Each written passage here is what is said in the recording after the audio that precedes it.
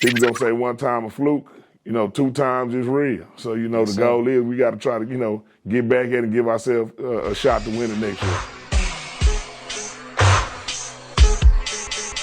Is it anything that you want to leave off, say anything? See you next year, 12/16, 2022, Cowboy Stadium, 11 a.m. See you next year. Once again, return.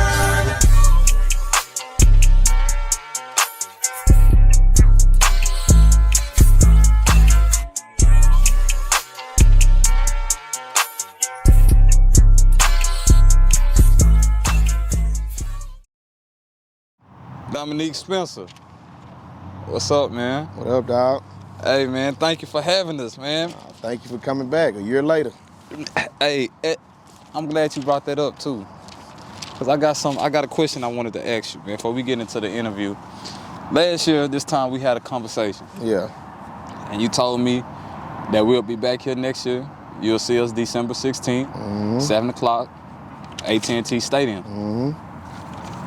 It came true. Came true. Got to speak it into existence. So, my first thing is, man, how you feeling after this big win, man? This one still ain't hit me yet.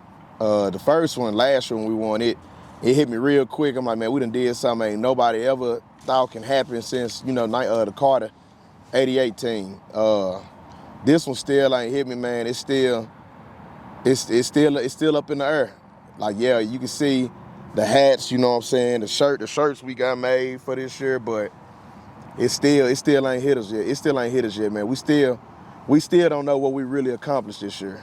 It still ain't hit us. Okay. Well, man, thank you, and thank you to South Oak Cliff for allowing the DLS family to be in your house, sit down and talk with you guys, man. We truly appreciate that. Before we get started each week on the show, we like to just start off with a quick debrief, a little high for the week and a low for the week that you have. So we'll start off with your highs. What's one of the highs that you have for the week? The high half for the week, man, these kids been working. They came in, they haven't even been talking about the state championship. They done came in, they done went to work, they done put it behind them, and they just want to take over the South now. They want to take over the Southern sector. They want to win the big games at the beginning of the year that we haven't won yet. They want to win those games. So that's the high for the week. What about your low? Low for the week is, man, I don't think the kids done sat back, and I'm just everything football with me. I don't think the kids done sat back and appreciated what they really done did for this community. What they done did, that it haven't hit them yet. Like, I know us winning how big it was for the community. It ain't hit them yet. They think it's just another game. Nah, what they done did for the community, they done brought joy to this community. They done brought hope. So that's my low, and that's what I need to get better at as a man and as a coach, and just show them like what they done did for this community. They done brought hope to little kids and stuff. So that's the low right now, but we gonna make that a high soon. Okay, all right. So boom. What were some of the challenges that you feel that you guys faced early on in the season? Just getting a new identity, offense-wise, and defense-wise. We had to get that identity back where we a lockdown defense. We can bend, but we can't break. When I first got up here at soccer, it was like that. The defense was bend, don't break. But last year, we got kind of, not complacent, because we still was good on defense, but we knew our offense could score 40 points no matter who we was playing. We know they could put up 40. This year, that was our lows this year on defense. We had to get back to playing that type of defense, as we called it, the 2000 Raven defense. We have to get back to that type of defense where we don't give up no points, we don't give up no yards. If they score a field goal, the kids flipping out on the sideline, they getting mad because they gave up 3 points. And offense-wise, we just had to find our identity, because we lost a Division I quarterback. We lost 2 Division I running backs. We lost a Division I offensive lineman. So we just had to change the wheel we already had. But we just had to plug a few pieces in, get all on the same page offensive-wise, And hey, once we did that, we was hard. Nobody couldn't stop us. Okay. So what was that mindset like with you guys starting off with an 0-3 start? And I know it was probably kind of hard and kind of rattled the kids, but what was your words of encouragement to the guys to get them back focused? Just this not our end goal. We knew when we signed that schedule up. A lot of people called us crazy. We knew when we signed that schedule up. We knew what we signed ourselves up for. We played like Duncanville. They done been to the state championship for, I think, 4 years, at last 6-some years, something like that. We know DeSoto's a 6A powerhouse. We know Lancaster is one of the top 5A schools in the state of Texas. So us as coaches, we knew what we was doing. We just wanted to show our kids that we still got a mountain that we have to climb. Like, yeah, we won state, but it's still a mountain that we still got to climb. Like we not scared of nobody. We trying to show everybody it's not a fluke around here, man. We trying to become a dynasty, and I feel like we on the right track to do that. But the start 0-3, man, these kids didn't. It wasn't rattled. The coaches wasn't rattled. We just knew what we had to fix to, at the end of the year, become state champs. Okay. Well, would you say winning this second championship means a little more than the first one, or is it still vice versa? Nah, the first one more than this one? I think this one means a lot more. Like Coach Ty said when y'all interviewed him last year, one time is a fluke, 2 times you for real. So everybody last year, everybody like, oh man, they won, yeah, but they had a little bit of luck. They had this, this happened. Well, when you win 2 in a row and you dominate in the playoffs, like I feel like we dominated this year, it wasn't the luck, it wasn't a fluke, it was just God's plan for South Oak Cliff to be on top 2 years in a row. Okay. So going through the trials and tribulations last year and winning, then you having your trials and tribulations this year and you still end up winning. How does it feel now that you can sit back and look back on both journeys that you guys took to win both of these titles and bring it back to a city that ain't won one since '58? It just feels like we had 2 totally different opposite seasons. This season, in my opinion, was more of a grind, man, like more of a grind, especially from a defense perspective, because we was going into the games that we played this year like, man, we can't give up more than 28 points. We can't give up more than 21 this week. We can't give up more than 17. Like in the state championship game, man, I think the defense scored 11 points out of 33 or whatever we want. We scored 11 points of it. We had a pick 6. We had a safety that went over the punter's head, and then one of the linebackers, Brandon Jones, he had got a sack of the safety. So this was a more grindish type of year. Last year was, I wouldn't say it was a finesse because we had a running game, but last year was more, throw the ball. We had a quarterback. He throwing it all over across the field. This year was more, we run it down, we running at your throat. We gonna just pound you until you get tired. And on defense, it was more of a stop the run, don't give up the big plays, and let's give our offense as many chances as we can. Okay. So going into this season here, what was your main preparation when you was coaching the guys and you getting them prepared for this second journey? What was that key point that you wanted to focus in to them? Don't be complacent. Don't let last year interfere with your future. Like I always told them all throughout the weight room, man, throughout the off season. I'm like, yeah, people gonna remember y'all for winning the state championship, but if you come back and you lose this year, where our majority of our team came back, you lose this year, they gonna say it's a fluke, and they gonna say y'all was the biggest bust. Yeah, y'all won one, but y'all couldn't be what Alito is. Y'all couldn't win 2. Y'all couldn't go back to back. You got to be a contender. We want to be contenders. We want to be still playing in December. Real contenders play in December, and pretenders, they play August through what? You can say November. Real people, real contenders play in December. Okay. So how does it feel?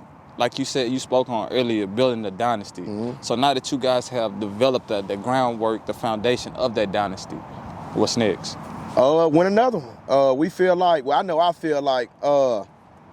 feel like right now, we the Detroit Pistons back in the 80s. We the bad boys. We done won 2, and then that's when Michael Jordan came in, and Michael Jordan knocked them off, and that's when he started his dynasty. But We not about to get knocked off. We gotta win.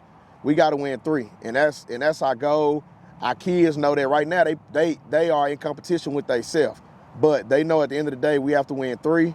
And like I said, our goals, man, our goals ain't changed. We just gonna keep applying pressure on these kids, and these kids ain't gonna never fold because, like I told somebody after the state game when I did the interview, pressure is when a kid go home, man, don't have no food to eat. Pressure is when the kids don't have no lights on in their house. Man, it's just football. This is something these kids love to do. So I think we have a chance to a 3-peat. Everybody have a chance. You roll the ball out there, everybody have a chance, but I think we have a legitimate chance to be a contender in December.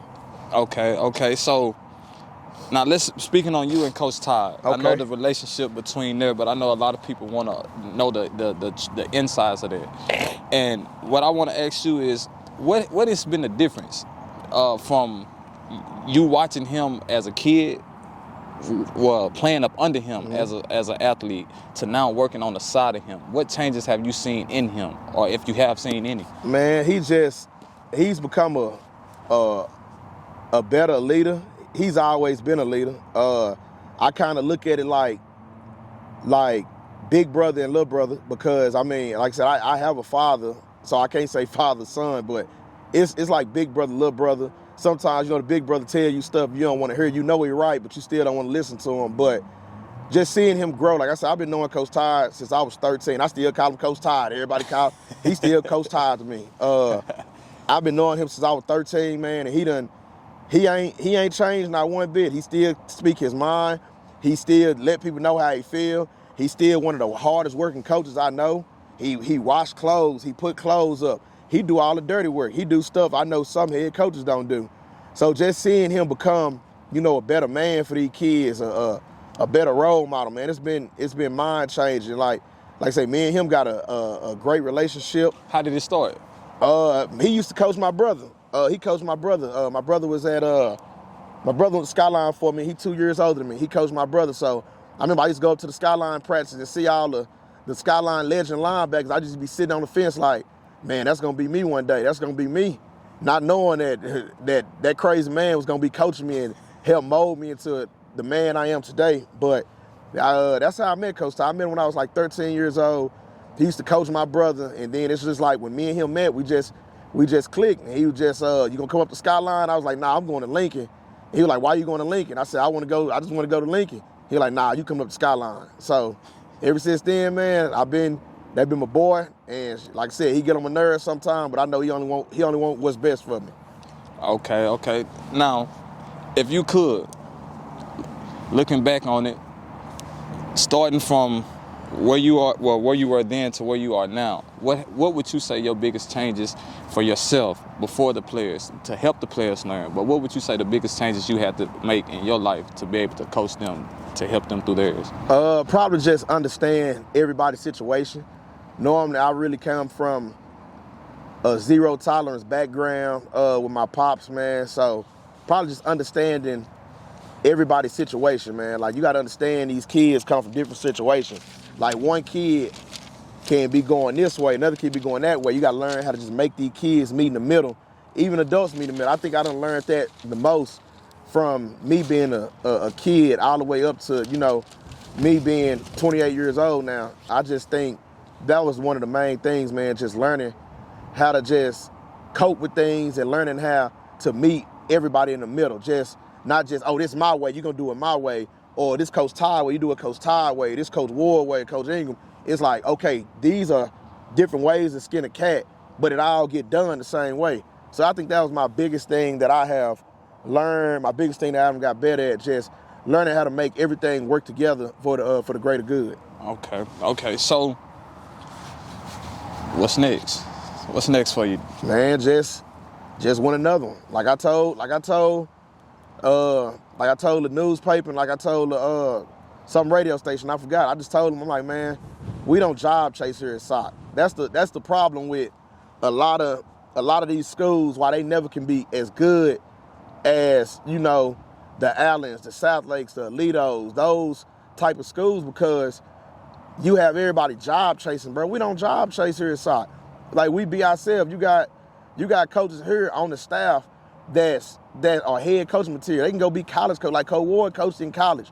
Coach Johnson was the head coach at Skyline. Coach Ingram was the head coach at Roosevelt. Like you got Coach Medici, he was a college coach. Like you got a lot of coaches from different backgrounds that have played Division I football, that have played in big games, that have coached in big games. Man, we don't job chase. We, like I said, we trying to build SOC into a dynasty. I was reading an article the other day. Alito got 11 state championships. 11 state championships, man. And it's like, they core always stay the same. You got some coaches on the staff there that has 8. Some coaches on the staff that has 6 and 5. They just all stick together. So that's the thing, man. We just trying to stick together here and win as many as we can and just keep putting Dallas on the map. Not just Oak Cliff.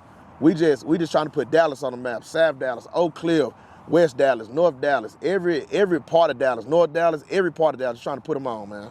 Okay. So for the parents that want to send their kids here, what are they getting when their kids come to play for soccer or just want to come and be a part of soccer family in general? You gonna come here as a kid, but you're gonna leave as a young man. And that's our first goal. Our first goal is to educate these kids. Our second goal is to mold them into to a young man. Our third goal, of course, get them a scholarship. We're not gonna promise you no scholarship, but we promising you we gonna try our best if you put the work in to get you a full scholarship somewhere. Then our last goal is compete for state championships. Like the winning didn't start just last year when we won state. The winning start when a kid come in here, no haircut, school clothes got holes in and all type of stuff, but they leave here 4 years later, going to a Division I school, and now a year later, some years later, they about to graduate from college. So that's the goal, man. So you want to send your kid to soccer, it's tough here. We tough on kids, but we promise you, once they leave here, they'll be a better young man, and they'll be on their way to school. Yes, sir. Yes, sir. So, man, when can everybody tap in with you? Where can they find you? Give us all your social media Man, platforms. they can find me. I'm on Twitter at Domenic_Spencer. Same thing with Instagram is Domenic_Spencer, man. Facebook is Domenic Spencer. Reach out to me, man. Whatever y'all want to do, just reach out to me.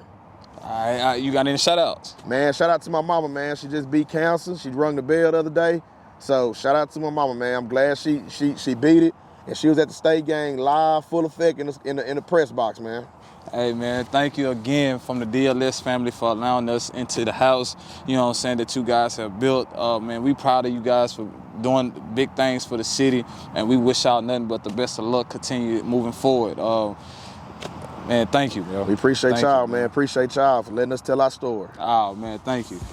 With that being said, man, y'all heard it here first. Mr. Domenic Spencer himself here on the hottest podcast in the Metroplex. This is the DLS, the Day Late Show. We'll see y'all when we see y'all. Peace.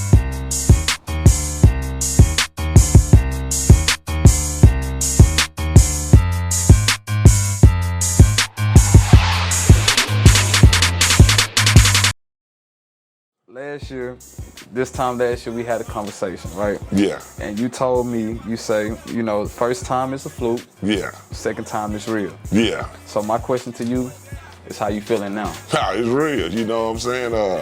I felt the program is ascending where to the heights it can go. I think we can still go higher. Yes, sir. But at the same time, I think it was big to go back and do it again. Just his effect.